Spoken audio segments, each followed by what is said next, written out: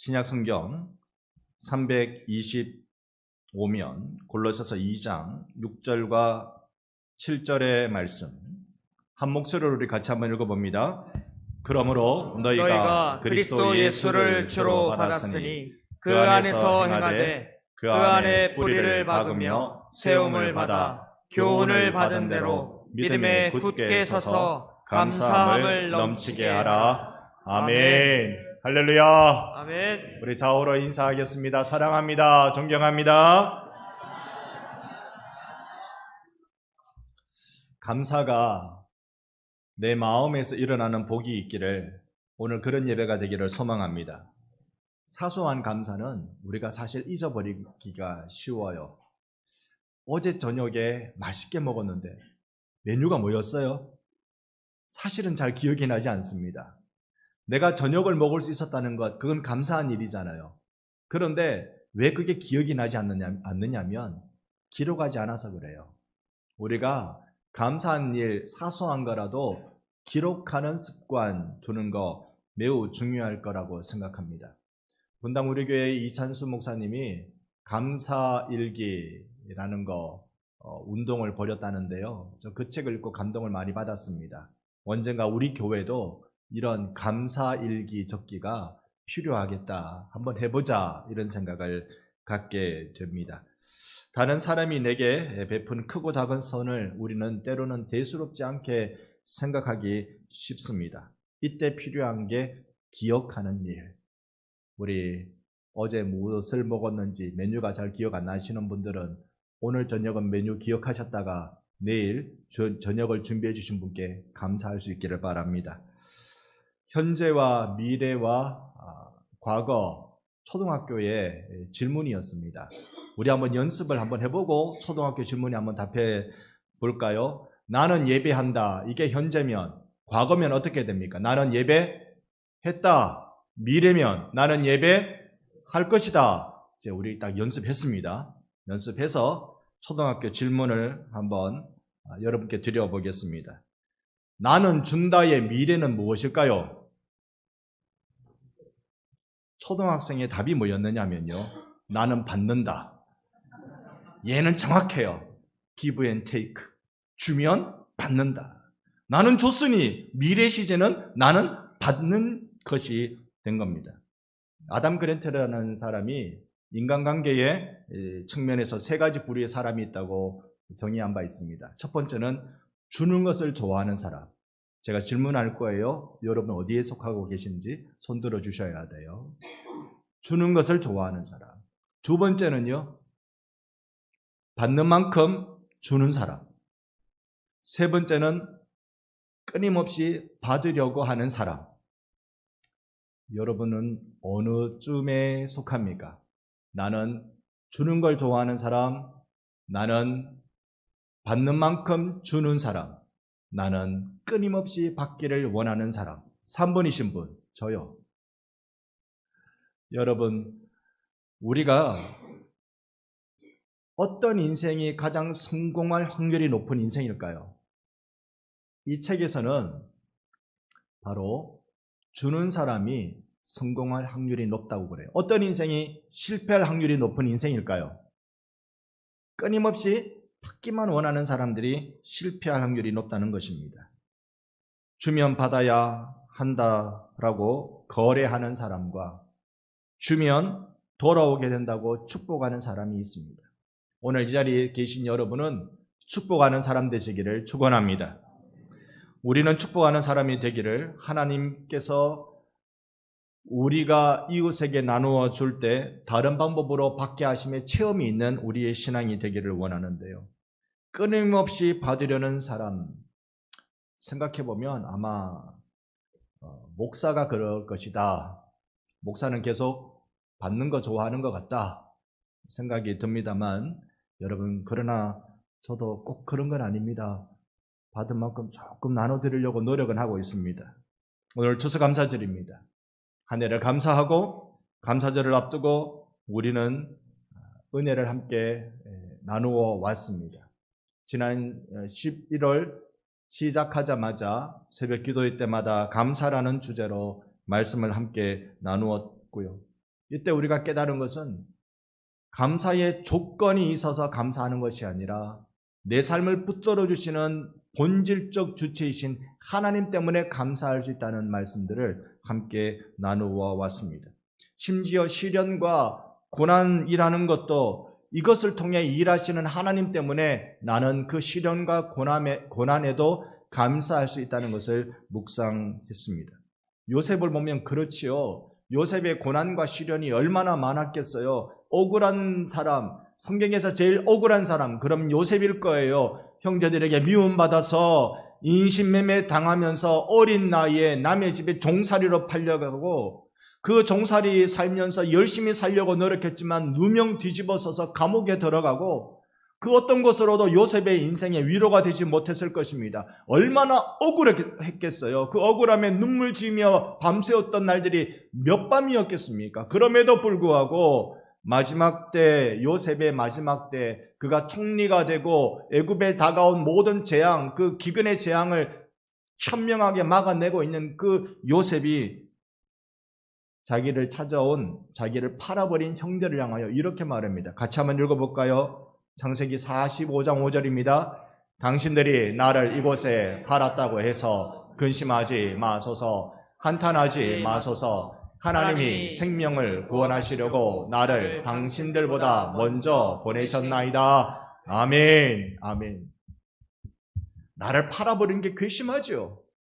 내 인생 망쳐버린 게 얼마나 억울할까요? 그럼에도 요셉이 하는 말이 하나님이 당신들보다 나를 앞서 여기 오게 하기 위해서 그렇게 하셨습니다. 당신들이 나를 판 게 아니라 하나님이 내 인생에 그렇게 하셨습니다. 왜요? 구원하시려고. 여러분, 하나님의 섭리에 빠져드니 감사가 있는 겁니다. 오늘 여러분에게 감사의 조건을 찾는데 어려운 시간을 겪는 분들도 있어요.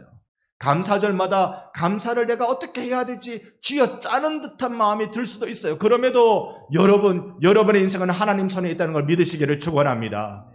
하나님께서 여러분의 인생을 책임져 주고 계시기 때문에 우리가 고난과 시련 그것에도 불구하고 감사할 수 있는 것입니다.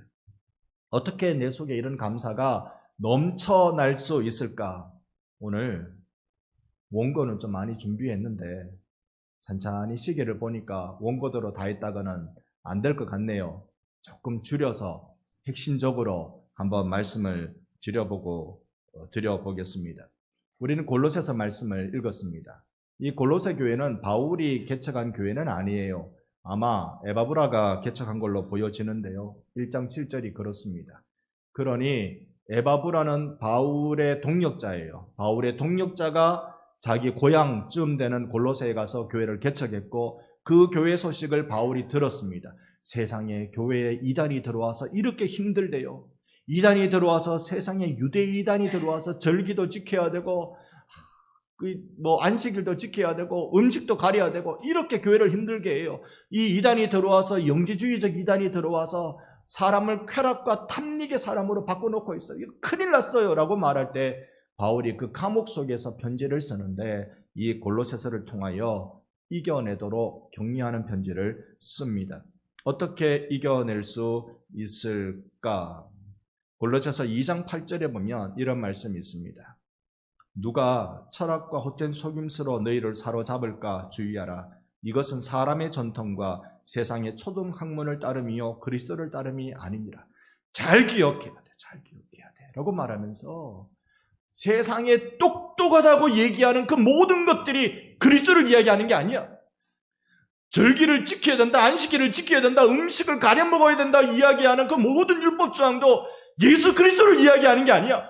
예수 그리스도만이 온 우주의 왕이시고 그분이 모든 지혜와 지식의 보화이신데 그분께 집중해야 되지 너희들이 이단이 하는 얘기에 집중하지 말라고 그렇게 바울이 가르쳐주고 있는 것입니다. 2장 27절의 말씀에 보면 마가복음 2장 27절에 예수님이 친히 이런 말씀하셨습니다. 안식일이 사람을 위하여 있는 것이요 사람이 안식일을 위하여 있는 것이 아니다. 많은 사람들이 안식일을 지키는 것을 이야기합니다. 여러분 안식일 지키는 게 중요합니다. 왜 중요합니까?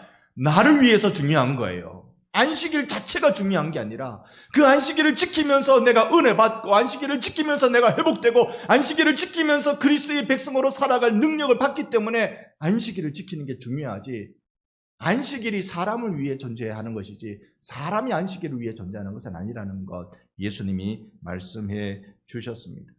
이런 초보적인 논쟁들, 그걸 철학이니 고급스러워 보이는 어떤 논리니라고 더 포장을 해도 그건 다 세상의 초등학문이라고 성경이 알려주고 있는 것이죠. 그러면 세상에 이런 시끄러운 것들, 저런 우리가 보기에는 그럴싸한 이야기들, 그걸 잠재울 수 있는 비결이 무엇일까요? 우리 같이 골로새서 2장 3절 함께 믿음으로 2장 3절을 읽어봅니다. 그 안에는 지혜와 지식의 모든 보화가 감추어져 있느니라. 아멘. 이 말씀 이대로 믿으시기를 축원합니다. 아멘. 예수 안에만 지혜와 지식의 모든 보화가 다 있는 것입니다. 그래서 우리는 그분을 아는 게 중요합니다. 가장 고상한 지식을 아는 것. 빌립보서 3장 8절에 보면 내 주 그리스도 예수를 아는 지식이 가장 고상하다고 고백하고 있습니다. 그러면 이제 우리 오늘 짧은 시간 동안 예수를 아는 지식 가지를 한번 우리 성경 묵상하러 가보십시다.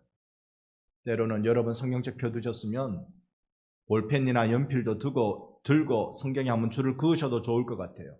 제가 오늘 우리가 읽은 2장 6절과 7절을 보면 여기에 줄을 그어두시면 좋겠습니다. 그러므로 너희가 그리스도 예수를 주로 받았으니 그 안에 행하되 7절을 보면 그 안에 뿌리를 박으며 세움을 받아 교훈을 받은 대로 믿음에 굳게 서서 감사함을 넘치게 하라.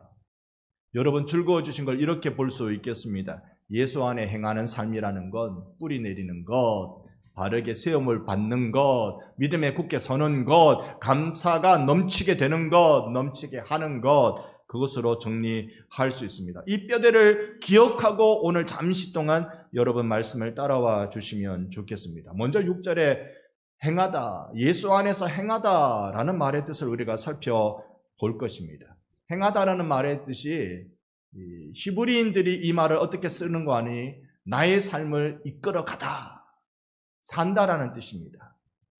내 인생을 걸어간다 이런 표현과 같아요. 내 인생을 내가 이끌어가다. 어떻게 해야 내 인생을 이끌어갈까? 내가 내 인생을 이끌어보니 안 되더라는 거죠. 예수 안에 내 인생을 맡길 때 그게 되더라는 거예요. 여러분에게도 이런 간증이 있기를 원합니다. 예수 안에 내 인생을 맡기니 인생이 되더라. 엄마가 아기를 자기 품 안에 이렇게 가두는 것 여러분 잘 아시죠? 아기를 가둔다, 우리가 가둔다는 어감이 좋지 않아서 잘 안 쓰긴 합니다만 엄마가 아이를 가둘 때는 그건 사랑이에요. 엄마가 아이를 이렇게 다 가두는 것처럼 예수께서 우리의 인생을 가두어 주시는 은혜가 있기를 바랍니다. 예수께서 나를 가두어 주시는 거예요. 흉흉한 이단의 소식이 들리고 이렇게 해야 된다 저렇게 해야 된다 율법주의적 세계관이 교회 안에 깊이 들어오고 이렇게 할 때 이 모든 게 원수 마귀의 계략이거든요. 그 전략이거든요. 그걸 예수께서 꼭 당신의 품 안에 우리를 품어 보호해 주시는 그 은혜의 말입니다. 이 은혜를 누리는데 첫 번째로 예수 안에 뿌리 내리는 겁니다. 여러분 뿌리 내리면 이걸 어떻게 표현할까요? 민들레 홀씨 여러분 잘 알고 계시죠? 불면 사방으로 바람 따라서 흩어져가는 민들레 홀씨. 나의 인생이 이 홀씨처럼 자유롭게 이곳저곳 바람 따라서 흘러 많이 다닐 것 같지만 이 홀씨가 떨어져서 땅에 콕 심겨지면 다른 데 갈 수 있어요? 없어요? 못 갑니다. 뿌리 내린다는 말은 메인다는 거죠. 거기가 내 삶의 터전이에요. 여러분 예수 안에 뿌리 내린다라는 말은 이제 여러분 예수 외에 다른 데로 갈 수가 없는 자들인 줄로 믿습니다. 딴 데 못 가요. 거기에 그냥 뿌리 내린 거예요. 더 이상 안 돼요. 민들레 홀실 때는 좋았지. 여기 가고 저기 가고 바람 따라 흘러가지만 뿌리 내리면 거기가 내 삶의 터전이고 내 사명의 땅이 되는 것입니다. 예수 안에 뿌리 박히는 것, 이건 운명적인 겁니다. 내가 이제 더 이상 어쩌지 못하는, 다른 데 가지 못하는 예수 안에 있는 자가 되는 것입니다. 둘째로 세움을 입고 라는 말씀을 기억하십시다. 세움을 입다라는 원어의 뜻이 예수님이 내 인생을 세워주신다라는 뜻이에요. 예수께서 내 인생 세워주신다. 세월 살아보니 나이가 들면 들수록 겁나는 거 하나 있어요. 그거 나 이렇게 살아서 될까? 젊은 날 때는 시간이 왜 이렇게 안 가나 고민인데 한참 세월을 살아보면 내 인생 이렇게 끝나도 과연 괜찮은 건가? 라는 고민이 생기죠. 여러분, 예수께서 세워주신 인생은 괜찮은 인생이에요. 예수 안에서 여러분이 세움과 받는 이 놀라운 은혜, 우리가 불안과 걱정에 쌓여질 수 있지만 예수 안에 있다는 것 이 자체만으로 내 인생의 집은 든든하게 세워지는 것입니다. 우리가 이렇게 세움 입은 것에 대해서 감사하는 우리가 되기를 축원합니다. 세 번째로 믿음에 굳게 서서 원어는 나의 믿음의 뿌리 내리다라는 뜻이에요. 나의 믿음이 견고해지다라는 뜻입니다. 나의 믿음이 뭡니까? 예수가 나의 구원자이시다. 예수가 나의 주인이시다. 이게 여러분과 저의 믿음인 것입니다. 사망의 구렁텅이에서 나를 건져내 주신 주님, 나의 인생의 주인 되어 주셔서 내 삶을 책임져 주시는 그 주님 안에 우리는 이제 강건해지기 시작하는 것입니다. 믿음으로 살기 시작하는 겁니다. 고린도후서 6장 10절 말씀해 보면 같이 봅니다. 근심하는 자 같으나 항상 기뻐하고 가난한 자 같으나 많은 사람을 부유하게 하고 아무것도 없는 자 같으나 모든 것을 가진 자로다. 아멘. 아멘. 세상 사람들은 우리 보고 너 근심하는 자네, 너 가난한 자네, 너 아무것도 없는 자네 라고 말해도 하나님 안에서 뿌리 내린 우리는 믿음에 견고해진 우리는 항상 기뻐하고 아멘. 많은 사람을 부유하게 하고 모든 것을 가진 자인 줄 믿습니다.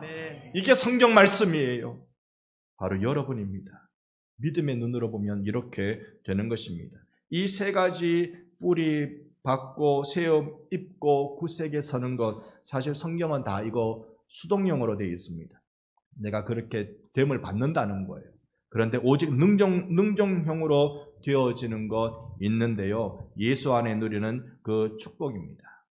감사함을 넘치게 하라. 이건 능동형이에요. 1, 2, 3 보고 계신 이것이 없이 감사가 일어나지 않습니다.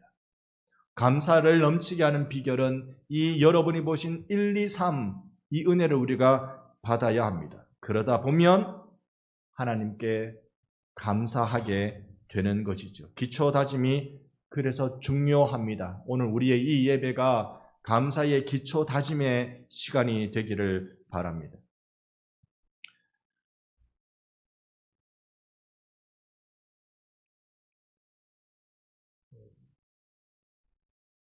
성경 말씀, 우리가 아까 읽었던 빌립보서 말씀 3장 8절로 9절을 한번 교독하겠습니다. 또한 모든 것을 해로 여김은 내 주 그리스도 예수를 아는 지식이 가장 고상하기 때문이라. 내가 그를 위하여 모든 것을 잃어버리고 배선물로 여김은 그리스도를 얻고 그 안에서 발견되려 함이니 내가 가진 의는 선한 것이 아니요 오직 그리스도를 믿음으로 말미암은 것이니 곧 믿음으로 하나님께로부터 난 의라. 아멘. 아멘. 바울은 이 고상한 지식을 위해서 그동안 내가 가졌던 모든 세상의 경력들을 배선물로 다 버려야 될 걸로 여겼다라고 우리에게 이야기해 줍니다. 예수 아는 게 제일 중요했기 때문에, 우리 반성교회도 예수 아는 게 제일 중요하기 때문에 그 어떤 것도 다 뒤로 할 수 있는 거죠. 다 뒤로 할 수. 예수 아는 것 외에는 우리가 자랑하는 것마저도 뒤로 할 수 있는 것이 예수의 은혜를 받은 자의 모습입니다. 그리스도를 아는 고상한 지식. 이 시마즈 요시노라라는 사람이 유능한 상사로 살아남기라는 책을 썼는데 여기 이런 이야기가 하나 나와 있습니다. 역도 선수인데요. 200kg까지는 이 역도 선수가 어떻게든 들어 올렸어요. 이게 한꺼번에 200kg이 아닐 거고 아마 두 번 나누어서 하겠죠. 어떻게든 200kg을 들어 올렸어요. 그런데 절대 못 넘는 벽이 201kg이었어요. 딱 1kg 차이인데 이걸 못 넘기는 거예요. 감독이, 코치가 이렇게 합니다. 자, 이게 200kg이니까 너 들어봐. 근데 그걸 201kg이었어요. 너 들어봐. 그런데 이 사람은 이게 200kg인 줄 알고 들어 올리더래요. 요거는 201kg이야. 실제로는 요거는 200kg이에요. 201kg인데 너가 한번 들어봐. 이거는 못 들더래요. 그 차이가 여기서 말하는 사고방식이 중요하다라는 겁니다. 올바른 사고방식이면, 긍정적인 생각이면, 다소 능력이 떨어져도 훌륭한 사고방식을 갖고 있으면 인생의 아름다운 열매를 맺는다라는 게 이 책의 내용인데, 우리가 그저 긍정적 사고방식을 이야기하는 것이 아니라 우리는 믿음을 이야기하는 사람들입니다. 내 속에 감사가 넘쳐나기 시작하면 인생은 다시 여러분 행복의 배로 올라탈 수 있게 되는 것입니다. 그 감사는 예수 안에서만 이루어지는 것이죠. 이런 글을 한번 생각해 봤습니다. 다시 시작하다라는 영어의 뜻입니다만 이게 그냥 의문으로 한번 바꾸어 보면 다시 붓을 그려보다라는 뜻으로 의문을 한번 바꿔볼 수 있지 않을까 생각해 봤습니다. 감사가 넘치는 비결, 예수 안에 있습니다.